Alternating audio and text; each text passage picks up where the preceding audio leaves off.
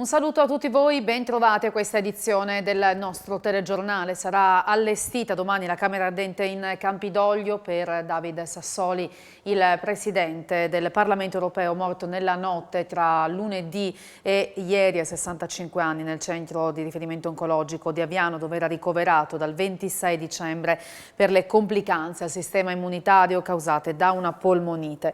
I funerali di Stato saranno celebrati venerdì nella chiesa di Santa Maria degli Angeli. Intanto le bandiere sventolano a mezz'asta nei palazzi dell'Unione Europea, dalla politica a cordoglio unanime per la scomparsa di Sassoli.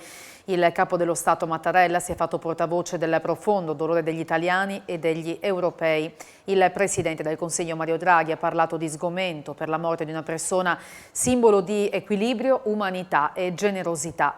Anche gli Stati Uniti ricordano David Sassoli, definito voce per la democrazia e i diritti umani.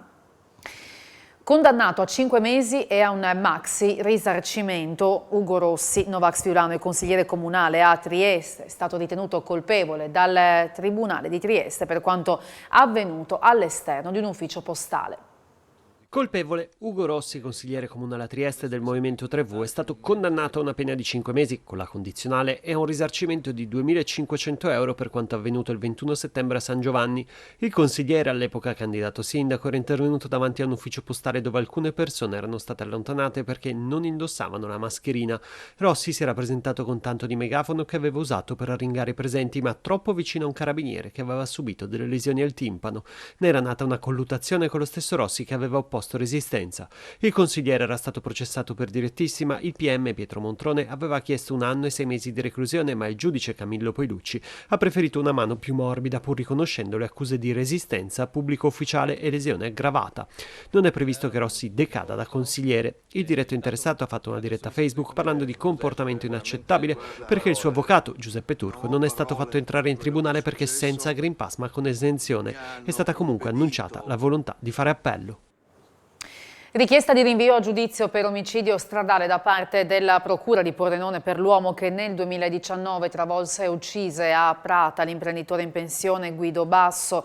Stessa istanza per un cittadino rumeno che a seguito di un incidente in auto a Caorle causò la morte della compagna incinta. 2 richieste di rinvio a giudizio per omicidio stradale, questa l'istanza della Procura di Pordenone al GIP del Tribunale del capoluogo dell'Addestro a Tagliamento per 2 diversi fatti. La prima richiesta di azione penale riguarda un cittadino italiano residente a San Fiori in provincia di Treviso che il 1 marzo 2019 causò la morte dell'imprenditore in pensione Guido Basso, 90enne residente a Prata. L'anziano, fondatore di una ditta di autotrasporti, fu investito da un auto articolato all'esterno della sua casa di via Fornaci. L'uomo alla guida lo travolse in retromarcia senza essersi accorto della presenza di Basso, finito sotto l'asse posteriore del mezzo, trascinato per alcuni metri e morto per lo schiacciamento del torace e fratture vertebrali. Per la procura, guidata da Raffaele Tito, ci fu colpa da parte dell'investitore e per questo è stato richiesto il processo a suo carico. Richiesta di rinvio a giudizio anche per un cittadino rumeno di 28 anni che il 14 marzo scorso a Caorle, pur senza aver mai conseguito la patente, era alla guida della sua auto e andò a sbattere contro un pick-up dopo aver invaso la corsia. A seguito dell'incidente perse la vita la sua compagna, Cristina Durac, di 26 anni, che era al suo fianco, in stato di gravidanza e senza le cinture allacciate. Oltre che per la donna, non ci fu nulla da fare neanche per la creatura che portava in grembo. A causa delle gravi condotte del guidatore, la procura, che ha raccolto numerosi indizi a suo carico, ritiene che ci siano gli estremi per una condanna per omicidio stradale. Ora, su entrambi i fatti, dovrà esprimersi il GIP di Pordenone. Un violento incendio scoppiato attorno alle 5:30 di questa mattina ha devastato il magazzino edile d'ex Vivex Viola Bibbione di San Michele al Tagliamento in Corso del Sole. Sul posto sono intervenuti numerosi mezzi del Vigili del Fuoco da Lignano, La Tisana, Udine, Pordenone, Mestre e Portogruaro. Nessuno è rimasto ferito, i danni sono ingenti, sono in corso di accertamento le cause. Tornano i ladri di motori fuori bordo. Il colpo è stato messo a segno nei giorni scorsi lungo il Natissa ad Aquileia. Il proprietario del natante, un uomo della zona, si è accorto del furto in seguito al sopralluogo fatto lungo il corso d'acqua dopo un periodo d'assenza per le ferie natalizie. I danni sono ingenti, ammontano a diverse migliaia di euro. Grazie a un fondo di 2,5 milioni di euro, il comune di Palmanova ristruttura una palazzina di alloggi degli ex ufficiali dell'esercito entro le mura, da destinare poi a famiglie in cerca di un alloggio a canone calmierato. Siamo a Palmanova e vediamo in cosa è consistito l'intervento di Santa Giustina.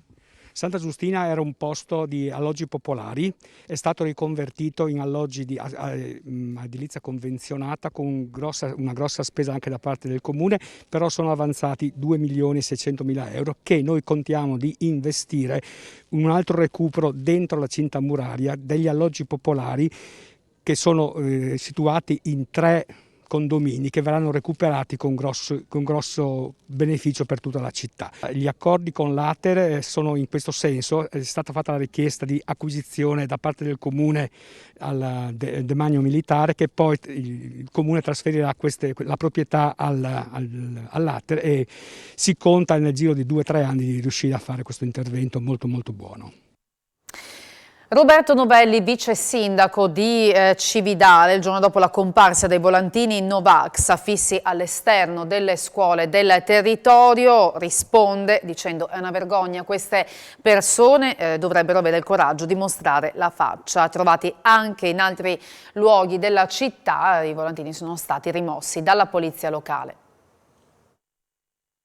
Volantini Novax incentrati sui bambini sono comparsi in più punti di Cividale del Friuli, in particolare in prossimità delle scuole. Con la ripresa delle lezioni ora sono stati rimossi dal corpo della polizia locale della comunità del Friuli Orientale. Questa ignobile pagliacciata di volantini che sono stati messi in prossimità delle scuole, in altri luoghi della città, che esortano i genitori a non vaccinare i bambini, sono una vergogna. Queste persone dovrebbero avere il coraggio di mostrare la faccia, perché solo mostrando la faccia riusciremo a capire chi davvero sono. Il rischio per le persone non vaccinate di morire è di 20 volte superiore rispetto ai vaccinati con la terza dose oppure con il vaccino fatto, con la seconda dose fatta da meno di 4 mesi. Questi dati sono sufficienti per far capire che non dobbiamo dare retta ai no-vax. Vacciniamoci perché ci salviamo la vita, e soprattutto un'altra cosa importante: consentiamo alle persone che sono malate di altro anche di essere curate nei nostri ospedali, che sono pieni, le terapie intensive, di no-vax. Novità da domani e per ogni edizione del giovedì per il telegiornale in friulano di Telefriuli Novis. Oltre alle notizie della giornata, tutte in Marileghe, ci sarà una rubrica dedicata ai corregionali all'estero in collaborazione con Ente Friuli nel Mondo. Questa veramente è un'occasione unica, io dico un'occasione a 2 vie.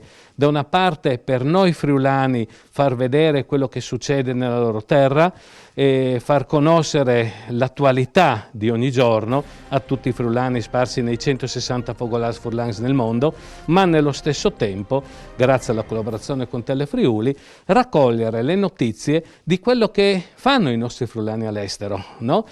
Al di là dei loro momenti conviviali, ma soprattutto delle attività, delle proposte, per creare questa rete di collaborazione unica, per far conoscere a noi friulani quello che siamo, quello che facciamo qua in Friuli, ma soprattutto quello che rappresentiamo all'estero. Attualmente fanno parte della rete dell'Ente Friuli nel Mondo quasi 20.000 friulani che sono iscritti nei 160 fogolars furlans, però di discendenti friulani residenti iscritti all'AIRLE sono quasi il doppio dei nostri friulani, quindi abbiamo addirittura un altro 1,2 milioni di friulani sparsi nel mondo, e quindi questa può essere una bellissima occasione per metterli in contatto in questo particolare momento. Avere una rete televisiva per mettersi in contatto è fondamentale.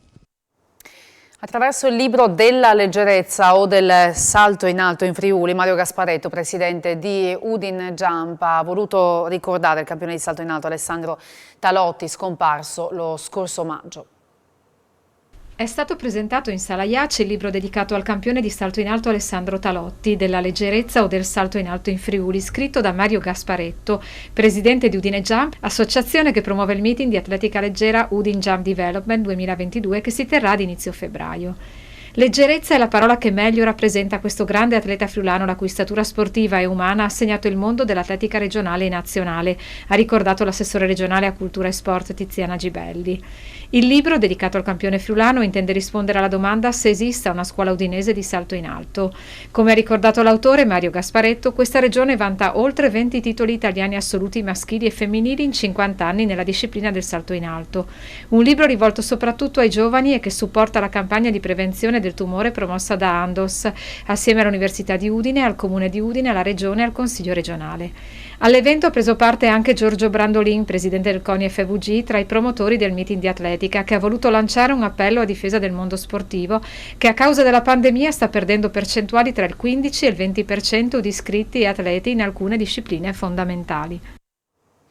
Tra poco vi ricordo l'appuntamento con A Voi la Linea. Grazie per aver seguito il nostro telegiornale. Buon proseguimento di giornata. Arrivederci.